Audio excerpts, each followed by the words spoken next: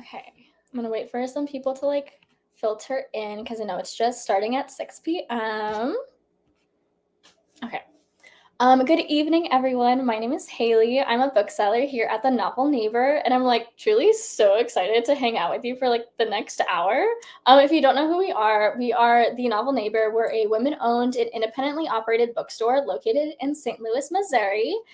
So before I introduce our authors, I want to run through like the plan for the evening. So our authors will join me in just a second to celebrate the release of Immortal Dark, and towards the end of the event, we'll have like an audience Q&A. So if you have any questions you'd love to ask Tigest, you can drop them in the comments of whatever platform you're watching us on. So that way we can like ask those at the end. So a little bit about our authors tonight. Tigest Girma is an Ethiopian writer based in Melbourne, Australia.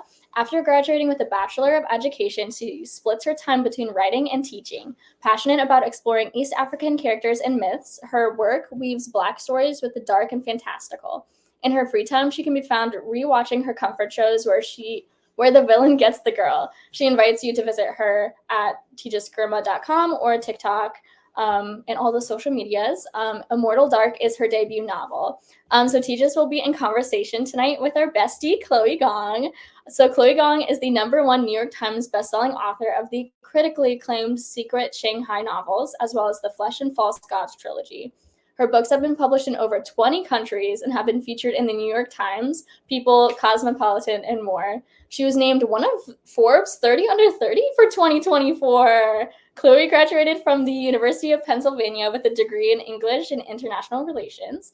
Born in Shanghai and raised in Auckland, New Zealand, she is now located in New York City, pretending to be a real adult. But anyway, I'm so excited to be the virtual launch event for Tigest and Immortal Dark, but I'll stop yapping, even though I could like probably yap all night. But anyway, here is Chloe and Tigest to take it over for the evening. Wonderful. Thank you for that intro. I love how Haley was live reacting like as she was saying she was reading. She's like, oh my goodness. Yeah. Oh, okay. Thank you everyone for joining us. I am so happy to be here today to celebrate this book. Is it? Oh my god. Okay, this is the thing that I love about StreamYard. It inverts it correctly so that everyone can see everything's facing the right way. Yes. Yeah. Let's just take a moment. Let's just take a moment to bask in this gorgeous book. Job. Isn't it? It is truly one of the most beautiful designs. Like the insides are beautiful as well. We will get to that through the course of this event. Yeah. But the outside, right. It's like you're immediately like, what is this book about? Right? Which is what you want. Yeah. Exactly. Immediately you're like, I need to have this in my hands. And the absolute honor to have my words here. Thank you so much for reading, Chloe, and blurbing. Truly one of my favorite reads like of the year. Like it was just so mind-blowing. And when I was asked about this event, I was like, yes, I have questions I would like to ask. So I am ready for your questions. Thank you to everyone for joining us. How are you feeling? How has debut day been? You were talking before about how it's not out in Australia yet, so it is. Yeah, it comes out in Australia next week, and I'm based in Australia. But I had a mental launch, I guess, today because today is where it comes out in the US, and everyone's been tagging me in posts and commenting their excitement, and I'm like, oh my! Like when I saw some of the pictures with the book in bookstores, I was like, that's kind of wild to think the words I spent all year writing on my laptop is physically bound and in bookstores where anyone can get it. So I'm like, it's surreal. I'm just constantly reflecting on my past, writing journey, and I'm like, wow, you made it. It's like, take it in for a second. You really made it. Yeah. And you only debut once. You get that experience of this is the first time you've become this published author, and so you really need to bask in it. Exactly. And I'm always like, whenever the anxiety and the stress sets in, I'm like, wait, hold up. This is my moment. I've worked for this. Let me just enjoy it, and then we can get back to that in a moment. Yeah. That's a good mentality. I like that. It's like the anxiety can go anytime in the future. This is the exciting times. Exactly. So I'm just like, bask in it. Wonderful. I love that. To get started, I'm sure most people in the audience know what this this book is about already. But in case we have anyone who, stumbled in because they loved the title, they loved the cover, do you want to give us a little elevator pitch about Immortal Dark? Happy to. So Immortal Dark is Black vampires meets dark academia, and it takes place in a world where students have to study an arcane philosophy in order to inherit some pretty powerful vampires. Our main character, Kidana Dana, is determined to find her kidnapped sister, and turns out she's kidnapped by one of the vampires at this university. So she has to go in there, infiltrate the society, and research and investigate what happened to her sister. She's planning to kill any and all vampire that stands in her way. And unfortunately for her, Susenyos is the one that stands in her way. And she's also forced to live with him because she's studying this philosophy of companionship. And there's a lot of enemies to lovers, murder mystery, forced proximity, all of my favorite things just jammed into one book. Oh, the intrigue, the angst. I think when I first read the summary for this, I was like, okay, I'm already like drawn in by the vampires, and then you hit us with they're forced to live together, and I was like, I'm sold. Give it to me. Oh my god, when I had that idea for making the majority of the plot them forced in one closed space, the tension and the conflict that would just arise from that situation, I was like, there's no way I'm writing anything else except this. And I just keep adding stakes to that, because in this world the houses are powerful as well, and they're trying to inherit this house because there's some sort of power associated with inheriting it. So whenever that comes in, that the tension is like more and more like between them. I'm like, yeah, you're staying in this house until you sort it out. And it's like the house almost feels like a character itself too. The house is something that is constantly being negotiated between the two of them, something that keeps interacting with the two of them. Everything is just interwoven. And it took a long time to try and interweave these things, because I think first I had the image of just Kidan and Susenyos in the trap in one house, and I had no idea of this powerful house. It comes almost alive, the house, in a way. And I was like, I added that in later on revisions, because I found that these characters were sticking, even though I put them in one house, they were sticking to either ends of the house and not connecting or talking. So like, what if this house magnifies your emotions? What if it does things to you? Now you have no choice but to communicate. And I think I really wanted them to work together or like have a conversation. So I was like, the house is going to force you to do that. Which is, it's forced proximity in such a great plot way. It's not just put in there for no reason. It is something so integral to what they actually have to do and figure out. Yes. I was so happy when it clicked in the end, and there's a lot of reveals with the house as well as the story. I'm like, yeah, definitely was a good choice to add it in. I was nervous because I was like, should I stick to a vampire story? I didn't want to complicate it with a lot of world building and magic building. But once I put it in, my editor was like, you do not take this out. This is the best thing. It's just raised the stakes 10 times. So I was absolutely. like, go with your gut. Trust it. And I'm doing vampires in my own way. So might as well, explore everything that interests me.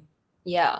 Well, so, the defining genre of this is dark academia fantasy, which wonderfully done. I think dark academia actually feels, you can feel the academia, not to say like the academia vibes are invalid. Sometimes people go in like with just the vibes, but this actually fully embraces the study, the arts, the like dark cultivation of this atmosphere. So do you think that you set out to write in this genre, or is this something you stumbled onto because you were thinking vampires, house, campus?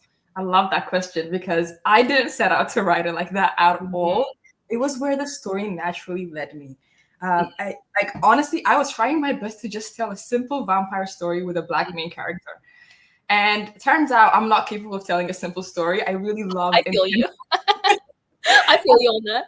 Yeah, I love intense world building. So the first spark of the idea was, what if vampires could only feed on specific human bloodlines? And I was like, there's these families that have to feed these vampires because they can't feed on any normal human being.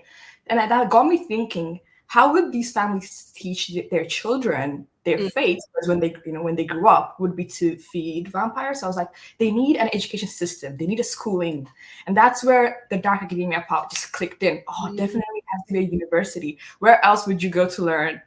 That you have to coexist with vampires, and hey, we need to sustain them, and that naturally led to this exploration of morality and darkness. And I was like, it would be a great way to weave into the story. So it came very naturally, just following the whatever spark of idea I had. So that's how Dark Academia came in, and I was like, yeah, it just made the whole story so much more intense. It works. It clicks. And that's how you know that you found the right niche to slot the book into. As much as I love genre blending and all that too, like I personally have the problem of like everything I do starts complicating itself. And I'm like, okay, now it fits into 3 different genres. That's fine. So yeah. No, but you could say that about my book as well. Like there's a couple things going on, and takes time and a very wonderful editor, Rukaya, to help you sort of navigate what are you trying to say here. but I would always rather do it that way, leaving complicated things than just tell like a linear straight story. I get bored. Absolutely. I completely agree. That's what we have editors for. And editors are so big brained when we can put a bunch of stuff in front of them and they can actually work out what it is we are trying to say. Exactly. I don't like they see it clearly, and I'm like, wow, that's what I was trying to do. Thank you. Yeah, exactly. Anytime I'm like after a meeting with my editor, I'm like, wow, she's so smart. Like, thank you for being on this journey with me. Otherwise, it would have taken like twice or like 10 times as long to figure out what I was trying to say. Yeah, I feel you. Well, your world building is wonderfully done. It's something that feels so fresh, especially in the YA fantasy space when you give us Black vampires. Because God knows we have seen enough white vampires. Nothing wrong with white vampires. There are just a lot of them, right? So tell us a little bit about the inspirations as you were coming across this world building when it comes to, interacting with what media has already existed. Was there anything about vampire lore that you definitely wanted to throw out, you didn't want to engage with? Or was there anything that you wanted to make new now that you had built this new lore with the Black vampires? Yeah. Definitely, honestly, like I spent my teenage years reading about vampires. I was really involved in that. I love that. Even CW shows like the Vampire Diaries, like that. Honestly, you could tell in my writing there's some influences from that show as well. And of course, like the vampires were often white in those stories. So I immediately the main thing I wanted to change was like I wanted vampires to originate from Africa at this time. When I decided to do that, immediately some things would be different, like skin color, accents, traditions, culture, and I drew a lot from Ethiopia to help me craft this myth around how if they did come from an African location, how would certain things be different? And that helps the world build the magic system as well. It was really fun to keep putting pieces of Ethiopian language or history or language in there. And I recently gave it to my cousins as well, and they read it and they were like, oh my goodness, I know what this word means immediately. And they were so happy. And I'm like, this is why I write. Like I write for you guys. And it's such a wonderful feeling when you have Black readers or people that have seen in fantasy come up and tell you that. But definitely I drew from a lot of the vampire lore I already knew, but I made it twist. So some twists would be like vampires could only feed on specific humans, and other twists would be like instead of a stake, an impala horn, like an animal impala horn will kill you. So that's like the African influence coming in, and I drew from like because there's a native impala animal in Ethiopia, and I was like, a lot of myths are crafted from like animal tales, like animal stories in Ethiopia. So I drew from that. Like the lion would represent the vampire, and the innocent antelope or impala would represent the human. So to kill, the lion, the impala horn would be needed. So like little pieces like that would influence my new take on the vampire genre. It was so fun. I had a fun time. Yeah, I love that for the craft, and I also just love that for the readers that are going to find this, the readers who are going to recognize these bits and pieces like your cousins did, where it's like, oh, I can draw like the stories I've also heard, and this is what built that story, as opposed to, the lore that used to shut out a large majority of readers, viewers, watchers. So I love 100%. that. That's wonderful. Yeah, it's a beautiful feeling. I'm so sorry. I keep shifting my computer because the sun is directly in my face, but I think I got it now. Okay. Okay. I want to talk about Kidan and Susenyos because these two, they absolutely, like, my jaw was open in so many scenes. And I remember that the first thing that when I was trying to tell one of my friends to read this book, I was like, go get an arc. I know you can ask your publisher for an arc. The first thing I said, I was like, I have not felt a high like this since The Cruel Prince. I was like, this picks up the mantle. So I want to ask you about the angst. I want to ask you about the process of getting these two onto the page. Did you feel like it was something that just came out of you? Like, did they emerge like this? Did you work to get them like this? That's a good question. It takes work. It always takes work. You know what it was? Truly, because Kidan is she's a powerful character. She takes up all the space with her thinking, the way she does things in a way that's quite drastic, and she doesn't waste time thinking about things. She just jumps in. She loves doing that. I love that. Yeah. And because he's her enemy from the very beginning, I actually had quite a hard time getting her to see him as anything but that. And that's why I feel like a lot of readers would feel the tension, because she truly hates him in the beginning. Like it's like hatred to the max. That's what happens when you're accused of kidnapping someone's sister. Yeah, not great. And I really had to work at bringing their shifting their dynamic from hatred to sort of an alliance situation. And it takes her a while. And once they start sort of, not spoilers, but once they start, it's like they recognize each other as like, I understand your game. You're here to get answers for your sister, and I'm here because I want to inherit this house. And at one point, they start to respect their own strikes against each other. Like, she's trying to get him to leave the house. He's trying to get her to leave the house. It's like, okay, you're actually quite a great opponent. Like, it would be so cool if you were on my side, but now you're my enemy. So like, it's almost like a respectful hatred at one point. Yeah. I respect your game. I respect that. Yeah. Like, I get, like, you're an insane person. You will do anything for the people you love. There's something of respect there. And same with her, seeing how he's just so comfortable in embracing who he is. And she struggles with that. She does not want to embrace her inner darkness and whatever. But Susenyos is like, I am comfortable being an immortal. I love who I am. So, they see pieces of each other in like it's like a piece of who Kidan wants to be is inside him. And vice versa. So that's I think where the dynamic That's is, like, such a great way to put it. Yeah. And I think it clicks when they eventually whatever. Yeah. I think that's the beautiful thing about the enemies to lovers, or the enemy dash lovers, right? There are so many similar feelings when it comes to like mutual hatred with grudging respect and love. Like, they're both so intense that it actually is like, it takes a lot of work to make that gradual switch over, but it's kind of like a horseshoe, right? It's also just like, it looks the same. It's a very exactly, yeah, and it's like a mirror. Like, in another world, like, I can see you guys being on the same side. Exactly. Yeah, Exactly. It's the circumstances that pit them aside to have very, very opposing viewpoints in that time. Yeah. Wonderful. Epitome of enemies to lovers. I'm glad. But Immortal Dark is the first book of a trilogy. So did you face any troubles when it came to, okay, I'm going to make them do this right now? Oh, wait, there's book 2 and 3.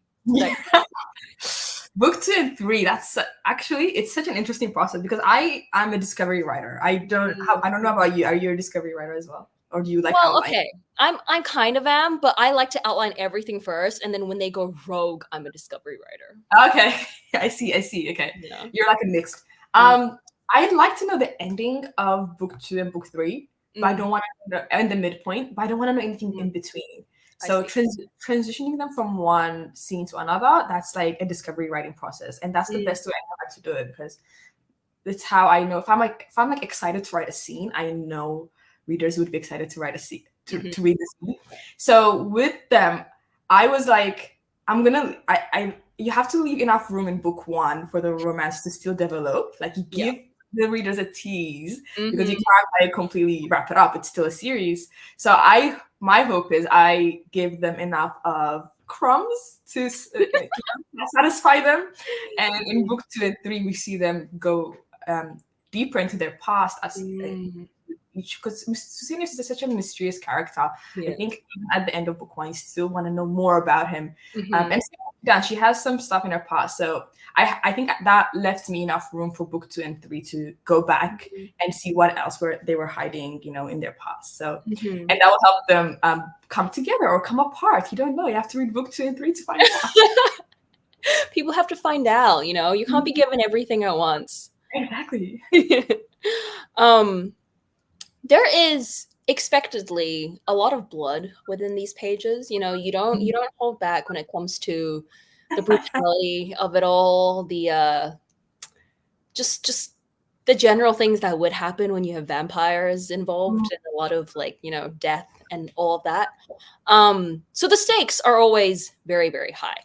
Yeah. There are also many characters in terms of Kidan's friend group and in Susenyos and all of his mighty hooty tooty friends, right? So what is the question I have? Oh, how are you working with all of these moving pieces? Because they move beautifully. I'm sure you're going to say your editor had a big brain here, but what was it that, really steered your hand forward when it came to what is this plot? What is the story? And who are you focusing in on? That's a good question. I think whenever I would get lost in my different plot threads, I would always go back to Kidan, and I would always ask, how is whatever's happening, how is it making her grow as a character? And that would be my focus point. If something is not challenging Kidan to grow as a character, then I would have to sacrifice it, and I would have to cut it. And I've cut a lot of scenes where it was just it's fun, it's vibes, but there's nothing moving along in the plot or character department. I think you've had that as well. I get you. So definitely whenever I lose myself and I do quite enjoy losing myself in these side characters, I always have to go back to Kidan. Tell me, would this character having the scene with you help you grow? And if not, it's cut. So everything that I have kept in Immortal Dark has, hopefully made Kidan grow into the person she's at the end of the book. That's how I figure it out. And you can feel that. You can definitely feel that with every new plot thread that is coming in. Every time Kidan is throwing herself into something, and I flip the page and I'm like, oh. So you can feel it. Yeah, that's good. That's how I want you to feel it. Exactly. Our friendship group as well. They serve a big part of her development as well. So I hope that comes across. Yeah. Oh yeah, absolutely. Yeah. There's also another major relationship in this book. It's June, her sister, that she is mostly doing everything for. And at the same time, her memories of her childhood with June, very complex. All of that has, she has a lot to work through. So tell us a little bit about writing a sibling dynamic. Do you have siblings? Did you have siblings you needed to tell? I do have siblings. Don't read into this. I don't have a sister though. I think I'm just always fascinated about characters that are so protective over their family, and family is a big deal to me. I feel like home is wherever your family is. That's how your identity, how you form your own culture and everything. And when that's threatened or taken away, I'm so curious what happens to a person. How does it's dark, I know. Whoa. But it is because it's such a foundational thing. When you don't have that, like for Kidan, she only has her sister. Her family, they're in a foster home, but that's not a spoiler. And when her sister is taken away, it truly unravels her. And that's what kept drawing me to her. I'm like, I know you're truly like hurt and broken. So how do we get you to heal? How do we get you out of this space? And that's just how I kept picking at her brain. I was like, the sibling dynamic of it is like, I just want to know what, all consuming love does to a person. So it could have been I don't think it could have worked as well if it was just a love interest. I think it had to be a family member that she had to go and get and rescue. Yes. It's the shared blood of it all. Like, to go into the themes of your book, like there is that connection point, especially even beyond that. I also love exploring these sorts of all-consuming, like, familial love in YA, because I feel like this is when people actually start examining these relationships, right? You're getting old enough to really think about, oh my goodness, like, what are my ties? Right. Yeah, and sometimes you look at it and you're like, some are really toxic, so you have to break away from that and grow into your own person. Exactly. So it is exactly that age as well. Like she's growing up in a way. She's realizing, yeah, exactly. I love that. Okay, let's switch gears a little to talk about writing in general, because I know especially for readers in the audience, whenever we are looking at like the debut book, I know a lot of people love hearing about the process and how you, I guess, like actually got started in the realm of either writing or writing this book specifically. So you had mentioned before you're a discovery writer. So when did the idea come to you? Talk us through the evolution of this book. Oh, it's simple, really. I just wrote the book. No, I'm kidding. It's actually quite complicated. The initial spark came about during lockdown in April 2021. Like, Melbourne had one of the longest lockdowns ever. Oh yeah, I remember. And we were like trapped in one house. And my older brother, put on Twilight, and he sometimes would watch these like 2011 movies like Hunger Games, Divergent. He would put them on every now and then. Although everything else about him, like, he likes action movies. He doesn't like any romantic movies. Like, so I was like, why would you? Like, what is it about these dystopian or vampire shows that are still interesting? And that got me thinking. I was like watching him watch it, and I was like, it would be so cool. Like, if these creatures have a universal appeal, then why can't they be also, Black? Why can't they also be African? I was like, that's an interesting thing to create. And I immediately pulled out my notes app, jotted down vampires from Africa. They can only feed human bloodlines. Put it away. And they kept coming back, and I was like, oh my god, maybe there's a story here. I'm nervous. I don't know. Maybe vampires are over. It's the phase is done. I went back and forth on that for a long time, but I was like, I'd never seen it done my way. I'd never seen it with an Ethiopian lead at the center of the story. So I was like, let me just start writing. I had just come off like my last book being like rejected by a lot of agents. So I was like, you know what? And I had really big hopes for that previous project. So I'd worked hard on it, and I was like, if that got rejected when I'd like poured everything into it, I might as well just do whatever I want and see how it goes. And that's what gave me confidence. So I started writing it. I started posting on TikTok and Twitter snippets here and there. And people's response to it was like, oh my God, yes, we were interested in Black vampires. You are? Hey, I'm not the only one. It truly like gave me that little boost to keep going. I almost gave up. How dare you? So I was like, yeah, I'm gonna get this story done, because if there's just one person willing to read your books, that really gives you the courage as a writer to finish that story. Yeah, I finished it, and I pitched it to sent it to agents. Paige, my amazing agent, reached out, I think a couple months in, and then we revised it with her. I think revising it with her truly helped. And before we went out to editors, and then it took such a short amount of time before my editor got back to me, because I think she'd seen my TikTok. She was excited. Yeah, pitching this book, and I love how TikTok connects you directly to your audience. It's an amazing thing, because I was like pitching Black fantasy books, and she'd been looking for a Black fantasy book. So it kind of came about really organically, like beautifully. I love that. It really goes to show there's no such thing as a done trend until like everyone gets turned at the trend. You know, for so long, everyone was like, okay, well, vampires have been done. Dystopian is dead. And it's like, has it though? Because now look at how excited everyone is for Black vampires. It is something that feels dystopia as well, new. because your next book is a dystopian trilogy, isn't it? It is. Which I'm so excited about. Like, I can't believe Chloe's bringing back dystopia. I'm trying. I really am. But I think it's exactly it. There really is never a point where people are tired of reading about something that has been done many times. It's that they're tired of saturation. And I love that you basically audience studied your own brother to be like, people do want this. He's listening now. He's going to be like, oh my God, I got mentioned. But yeah, he really helped me. I was like watching him watch. I was like, yeah, there's something here. It's clicking. It's clicking. The lines are.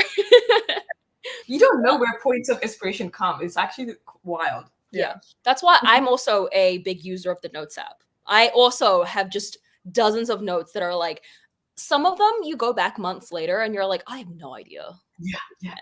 But there's some gems in there. Like, I keep looking back and I'm like, oh my goodness, I wish I had time to write all these ideas. But I'm only one person. I'm only one girl. Yeah, I feel you. I do. I feel you. Okay, so I have one more question, and then I have some quick, like, rapid fire fun questions, and then we're gonna go to audience questions in about 10 to 15 minutes. So this is my declaration to the audience. I know you have burning questions, so put them into the comment section and get thinking on them now. So I actually have two more questions, JK. What about your writing journey in general? So you mentioned you had another manuscript before Immortal Dark. Tell us about how long you've been writing and how that's been. I started writing when I was about 15. And I think it started because I ran out of the fantasy books in my high school library. I ran through them. Oh my God, just like me. That was my question too. Yeah.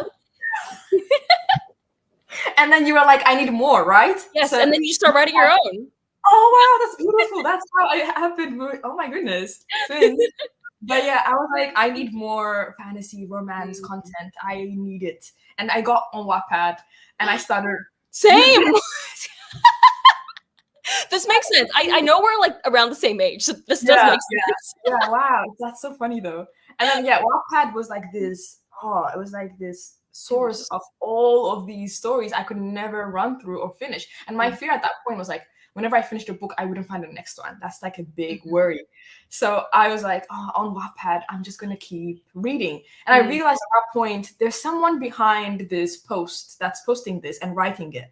And it bridged this gap between me wanting to be a writer like really well. And I was like, maybe I could just, post a story. It was as simple as writing it. I didn't really click until, social media makes everything just, much closer. So immediate. So I started writing my chapters on there and posting it. Hold on, don't even try to go look for anyone. I say the same thing. I'm like, I'm never telling any of you my username. You still have it on though? Is it still? Yeah, I never took it down. Okay, I feel too bad taking it down because people still read it. Wow. So you finished a whole novels then? Okay, that's different. Oh my God, I had like 8 stories on there. Like it was bad. They're bad. Like they're not good, but they're like some people still read it. So I'm like, okay, well I can't take them down. That's impressive though, for you to finish whole books like when you're a teen. Like I finished mine when I was around 18, 17, the first one. Until then it was just chapters. I would just be intrigued by different stories. So I would start like 10 chapters here and like 12, 10. I could never finish though. It's like the first time you finish a novel though, it's like such a rewarding feeling. You're like, I can do this. Like, always the first one that's difficult. It's such a mountain that you have to climb. Yeah. And once you get on top, you're like, hey, I can do this again.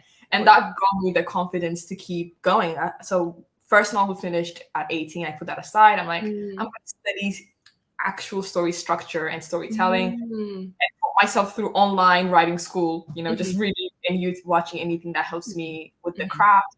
Wrote my second book, got into Pitch Wars, which is like a competition, a writing competition. And then you get paired up with an author mentor to help you edit the book and then send it to agents. So I did that. That was really helpful for me as well. That one didn't work out, and then I wrote a third one, and that one didn't work out. And a lot of rejections in the writer There is. It is. You Yeah, have to get yeah. used to it. You And have to then- just keep making, keep creating.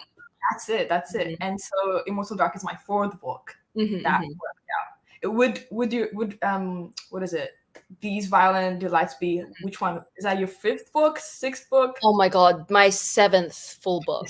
Yeah. Wow. The thing about me though is every full book I'd written before that, I never revised. So I did a lot of first drafts. I put them all on Wattpad. And you know, the beautiful thing about Wattpad is the comment section.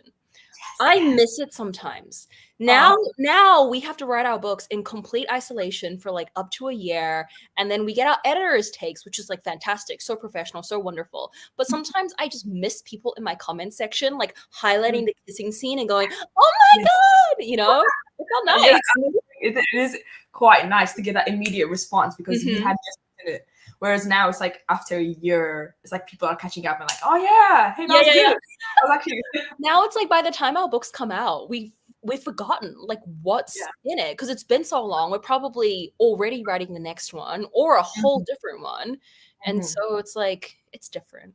Yeah, it is different. It is different. Yeah. But which books have you revised then fully? You haven't revised those ones? Were there books that you revised before These Violent Delights was the first time I ever revised a book, which meant it was a very, very steep learning curve. Okay. Yeah. It was rewritten like out for you as well, which is so interesting. That's amazing. Good job. Oh, thank you. It was like, oh my god, like I had never rewritten a book before, and then These Violent Delights got rewritten so many times to actually like make it feel like a book. So it just, you know, and that's the key to, I think, putting out a good book. It's like rewriting and revising takes a long time. It's the first draft, we can finish that in a couple of months. Like just so much of the actual writing comes in rewriting, and that is so sick and twisted. It is. And you can't be bored of your own story. That's why you have to pick something that's so interesting to you that it's worth putting in that time again and again and find something new. Exactly. Well, speaking of writing and books, what's coming next for you? Do you have any teasers for us for book 2? Teasers for book 2. I think I mentioned it before, but we find out more about these characters' past. What have they done, or what have their family done, and what not. And I think revealing something from the past is like my favorite type of storytelling as well, because it's all there, but they don't know it, and it's close enough to them that it will impact how they grow and change. Expect more tension and light romance from our main character. Title reveal, guys. It's Immortal Light. And I think there's a big twist at the end of book 1, and I feel like a lot of people are going to be asking me questions about, hey, what happens next? It's like, we will learn more about whatever happens next. Okay, very exciting. Can't wait. Okay, are you ready for my fun questions? Okay. In a human AU, what would the characters major in normie college? Okay. That's a funny question. Okay, Kidan, she loves working with her hands. She likes crafting, and so like making things and breaking them apart. She says that. So definitely a woodworking or a metalworking elective. That's where she would be in. Senyo's, he's such a history like nerd. He would be like researching like ancient artifacts and archaeological sites and stuff. Like he'd be that type of nerd. And I think the others, I think it's in the book as well. Like Slen is like she studies like ancient languages and stuff like that. She's a very intellectual person. And we have Yusuf, who loves his art and drawing. So I think everything in the book is actually how they would study in real life. Yeah. So I kind of melded real life with like magic. I just realized that now. But like, yeah. I love that. Okay. My next fun question was it's very much inspired by, do you remember how in the 2010s, a lot of these paranormal series would initially take you into this like school for one magical creature, and then the protagonist would learn that she's like a quarter something else, and then a quarter something else, and then a quarter something else. Yeah. So in like an AU where there are like more creatures coming in, what else could the characters be? Is someone a secret werewolf? Is someone a secret fairy? Chameleon? You know. Ooh, that's an interesting question. You have the most interest. It's taking a lot of brain power right now. That's the thing. I feel like these are character questions. Like I am testing your own knowledge of your characters. Oh, okay. I think Kidan has the potential to be half siren or witch. Oh, that's a good one. That's a good Yeah, one. sirens. I'm getting to them lately because they have the power of manipulation. I think that could be something interesting. Like she could, manipulate someone with her voice to get them to do something. I think that could suit her. Yos could be half, definitely maybe werewolves. Like, yeah, I know, but he was not. But that if it was, oh my god, imagine. spoiler, that would be like I think a beast form, like a transformation into a beast would suit him really well because he does have very edgy dark side. So yeah, I would say those two. Yeah. Wonderful. Okay, and finally, do you have a theme song that you feel encapsulates this book? Okay.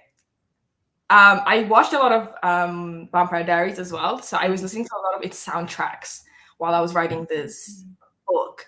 And there's this one called "Hold On, We're Going Home." I believe. I don't know if you know it. That sounds familiar, but I don't think I do. It's played on every track. Huh. Or "Way Down We Go," which is like that's like just about the theme of these college students running around and driving themselves into madness and trying to understand how to coexist with vampires. So either of those two would be the theme song of Immortal Dark. Yeah. Wonderful. I hope the producers in the audience are taking note for when Hollywood makes this into a blockbuster. Fingers crossed. Here we go. Okay, that is all of my questions. So I will now hand it over to Haley, who will pop back onto the screen. Whoa, look at that. Isn't that great? It's so magical. Anyway, now it's time to yap. I'm so excited. Okay. So the first question is, was Immortal Dark always YA? I followed you on TikTok before it was announced. She swears it was adult. Regardless, how do you decide to sell it as YA and not adult? Definitely. It started out as not adult completely, but like in this new adult space. And that's unfortunately still like not fully recognized in publishing. So me and my agent had to decide, how do we pitch this story to editors? And we went out to some adult editors and YA editors to figure out what they would say. And so we would get rejections from the adult editors, and they would say, this is a bit too young, it reads a bit young for us. And then similarly with the YA editors, some of them would say it's a bit mature. So I was like in limbo. I was trying to figure out. Same thing happened to me. I got the exact same experience submitting these Valentine Lights. We did both, and both of them were like, not quite right. So I feel you.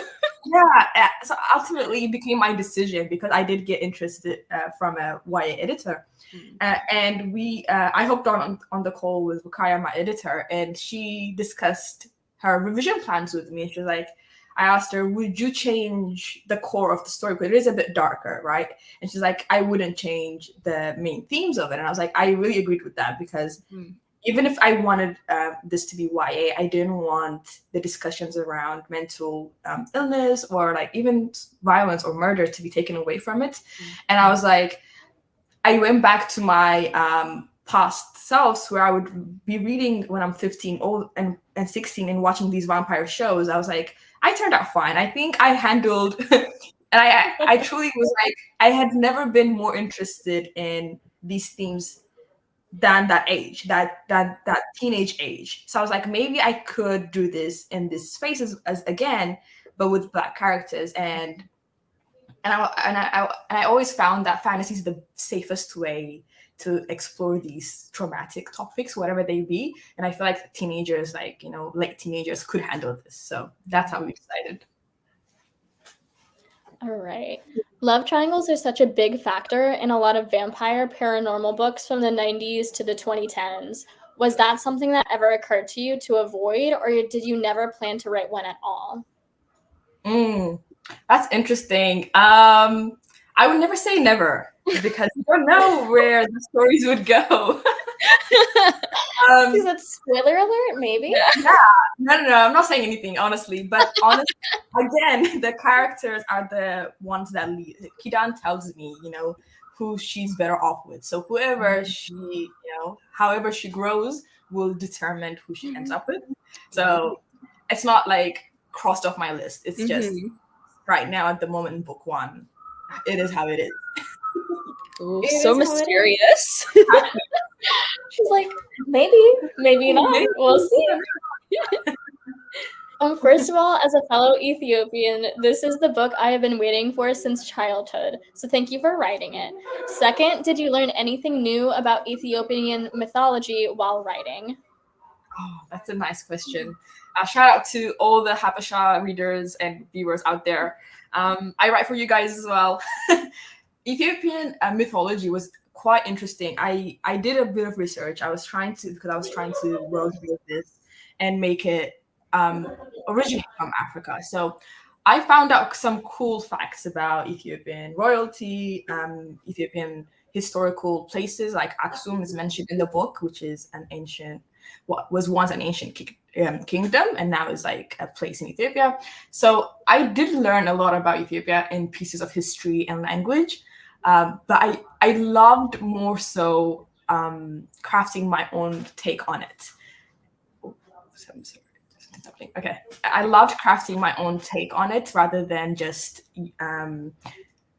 pulling from history directly. So whenever I would be inspired by a specific history, I would be like, hey, that would be cool if this animal was mentioned in this way and helps the world building. So that's how I kind of wove in my knowledge about Ethiopia. Yeah.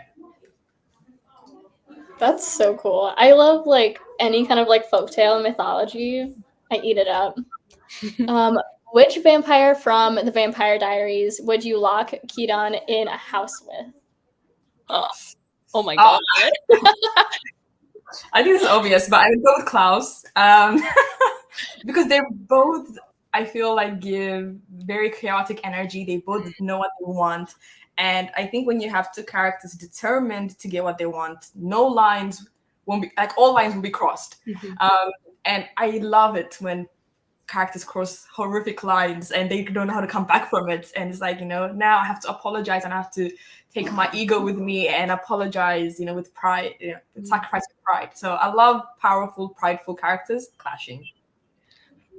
I expect to see that on AO3 tonight. Someone watching this. Oh my god, wait, did we see the servers went down yesterday? I thought they came back. They probably did. Last night when I was like preparing for bed for my little nighttime read, they were down and I was offended. Hopefully they're back because I feel like yeah. Amazing. Great news for me for later. I know we're way ahead of ourselves, but I can't resist asking, who's your dream cast for Kidan and Suseños? Oh, this one's so tough. Again, I have none, and I'm on the lookout for anyone. And I think I don't have a lot because there haven't been a lot of Black and African actors and actresses for me to choose from, and I'm hoping like books like these would encourage even more of that. So right now I'm like a blank. So anyone that knows, let me know. She's like, anyone want to hook me up? Yeah, anyone knows of it. I think it's so hard to fan cast for YA because it's so hard for these actors to be young enough to cast for them. That's actually so true. Yeah. Okay.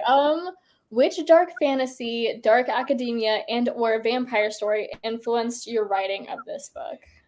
Ooh, multiple. Twilight, obviously, Vampire Academy, The Vampire Diaries, and Evermore by Alison Noel, I believe. So a lot of paranormal romance books. Okay, and then on that kind of like same paranormal romance, which books from this year, 2024, do you strongly recommend we read before the year is over? Ooh, I would say, because everyone here is a fan of vampires already, This Ravenous Fate by Haley Denning, who just came out. You know about it. It's set in 1920s Harlem about Black vampires and sapphics. So go ahead and read that, definitely. can confirm it is fantastic. It's like Black lesbian vampires in like the Jazz Age. Oh, I eat it up every time. It's so good. How did you come up with the philosophy? You're a discovery writer, but it seems quite layered. So I'm just wondering how you made it all coherent. Well, the coherent part came about later on, but the philosophy, I was always trying to tie it to Kidan's growth. So whatever the end lesson or the final assessment of the philosophy had to sort of align with Kidan's character, and it does. I feel like in a very great way. I love the twist at the end about the philosophy. So it was a lot of playing around with the lessons. I didn't know if I wanted it to just be these students reading textbooks after textbook, or I wanted some physical activities thrown in. I had to play around a lot with that. But ultimately, again, I was like, if it's like challenging a certain aspect of Kidan's viewpoint, whatever activity or assessment I went with would be great. And that's how I found out, how to weave the philosophy with her character arc. A lot of YA vampire stories feature a main character in high school. Were you ever tempted to do that? And how did you go about creating your story with a more mature main female character and love story? I was not tempted to set it in high school because I had seen enough high school vampire stories. You're like, I'm sick of it. I was like, university is such a fitting place for vampires than high school. They would be there. They would be more mature, they would be handling different departments and switching back and forth. Whereas high school, the education is quite, not at their level. It's just not sustaining them in a way. And it would make sense at these universities, they would be professors as well. And, they would always be learners in that setting. So I was not tempted at all because I had seen enough high school vampire shows and books. Yeah. Was there another question in that part? I think, was it 2 parts or? No, I think it was. Let me pull it back up. It was like mature female character. Oh, sorry. Yes, mature female character. Yeah, I think that came again naturally with Kidan. Like she came to me having already murdered someone. So I was like, already. What a way to put it. Yeah. And I was like, I'm so interested in finding out about what made you do this thing. And I think regardless of any age, when a character commits like a very dark act, we think they're mature immediately. So I think that's why you get the tone that she's like lived long or like she's older than she seems because of this dark act. It makes her grow up really quickly. So I think that's what it is. But I just followed whatever interested me at that point. And at that point was Kidan just going off and protecting her people in a very violent way. There's a really good question that kind of like plays off of Kidan as a character. They ask, what inspired the creation of Kidan? As a character, at first glance, she seems to be morally ambiguous and somewhat hopeless. Yeah. Originally, I had Kidan be honestly this innocent Bella type, Elena Gilbert type girl. And I was like, I wrote, I think 2 chapters of that. And I was like, I feel like I've seen this story before. What's new here? I wanted it to feel really different from the shows and books I've loved. So I was like, what is it about vampire shows that always interested me? And it was always the morally gray character, like Damon, Klaus, Stefan when he became a Ripper. Those were like really the parts I was tuned in and I was glued to the screen. So what if I made my main character be that morally great character that's already done, commits bad things in the name of good things? And that's like, I like those type of characters. So I was like, I'm going to make you that type of character and see where you take me. And immediately I was no longer bored with her. I was like, oh, okay, what's next? What are you going to do next? And that hopeless part as well plays into how reckless she is with her life and decision. When a character has nothing to lose, like it's terrifying. Like you're like glued to the screen as well, or the pages, because you want to know what happens next. And I loved writing her like at the beginning with a character with a hopeless sort of arc, and like just she's like I have no sister, I have no family, so there's nothing worse that can happen to me, and I'm just gonna create chaos. So that's like how we started off. All right. And then how long did it take to write this book? And then did you have a favorite chapter while you were writing? Ooh, okay. It took the very first draft of it took 6 months, but then I revised with an agent for a couple months, and then with my editor, I worked on it for like a year. So that's like a long time altogether. And my favorite chapter would be, it changes all the time, but at the moment, it is the prologue and the first chapter together, because the prologue came to me just how it is, like naturally, without me having to like pull out my hair and like just rewrite and rewrite. It came as it is, and it hasn't been changed since the very first beginning. And it's helped me set the tone of the story because the prologue opens up into the dean and the professor's office in Yuxa University, and they're talking about getting Kidan. I was like, that's such a great way to open it. I struggled with how to start the story and introduce all these moving parts. And I was like, I think the prologue sets the tone for me beautifully. And I'm like, yeah. And it came naturally. So favorite chapter and prologue would be together, the first chapter. The first line of the first chapter is like absolutely iconic. Whenever I like got through the prologue and read that first line, I was like, ooh, say less. Mm-hmm. Like you got me in so quick. Yes. Like Hidana gave herself 8 months to live. Like so dramatic. Like what happens? Okay, why? Yeah. I love a drama queen, and she is like the ultimate drama. Yes. I'm gonna kill myself in 8 months. Love her for that. Okay. If you could write from another point of view, whose would it be and why? Ooh, interesting.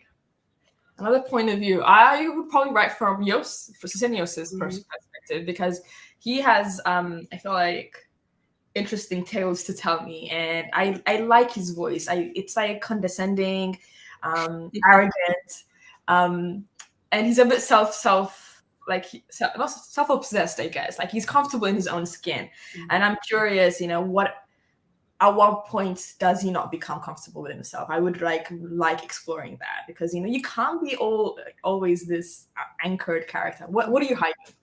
Yeah. Bonus chapter? Maybe. Oh. Maybe. Thank you so much for this book. Was there a story point or character action that you completely changed or took out in your journey to the final version? Oh, there's so many things I took out, I think, at one point or another. I think it wasn't with character actions, it wasn't taking out for Kidan, it was more adding, because I feel like at one point a lot of things were happening to her. Like cool things would happen around her, and that would make her sort of a passive character. So I would be like, what if you made this decision? What if you went out, investigated, and did this, and discovered this cool thing about what happened to your sister?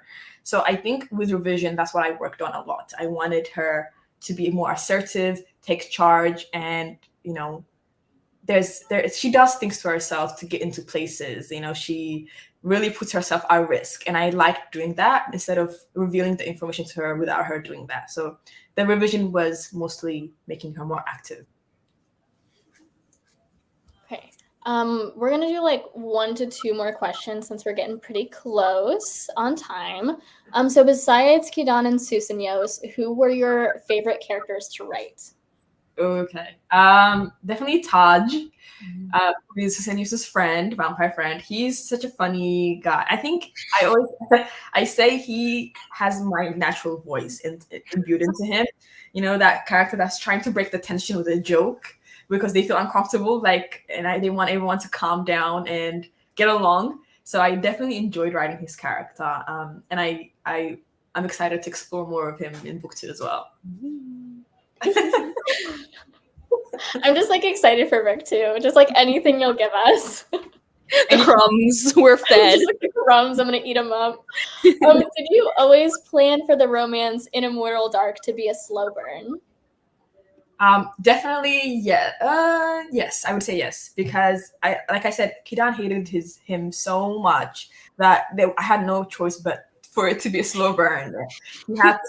He had to slowly pull her out of whatever state she's in. So I kind of knew it was gonna take them a long while because of how guarded Kidan came to me on the page. There was like, there's no way they can move fast. Like she won't let anyone in. She won't even consider it. So yeah, it had to be slow burn. That's how slow burns should be. You're a fan of slow burn, Chloe. Yeah. I love a good slow burn. If they kiss like 50% into the book, I'm like, I don't want it. It's got to be in the last little bit.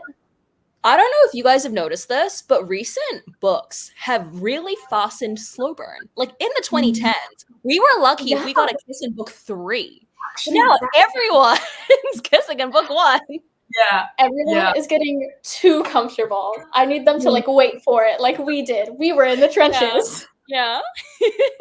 As a reader, I want it as fast as I can, but as a writer, I like to drag it out. Okay. Yes. I love to drag it out. Okay, I'm so sad. That's we've just been yapping for the past hour. I could literally just go all night. It's truly so much fun. I absolutely adore this book, and if you guys don't have it yet, lucky you. We are an independent bookstore. We can send you this. We know how to use the mail. And because Tigist was so nice, she signed a bunch of book plates for us. So we have a very limited oh, your signature is beautiful. Book plates left. It's really, really cute. It kind of matches the vibe of the end papers of the book, and it's really, really cute. So if you buy this from us online, you'll get a little signed book plate. Wow. Anyway, congratulations on your US release date. Thank you so much. So I'm so excited that she's finally here. I get to scream about her all the time now. Yay. Well, thank you guys so much for your time. Thank you both for spending your late evenings with me. But yeah, Immortal Dark is out. So yeah, surreal, excited. Everyone get your copies. Yeah, thank you. Don't walk, run to get them. Exactly. But anyway, thank you guys so much for spending your evening with us. And that'll be all for us tonight. Okay, bye friends. Bye.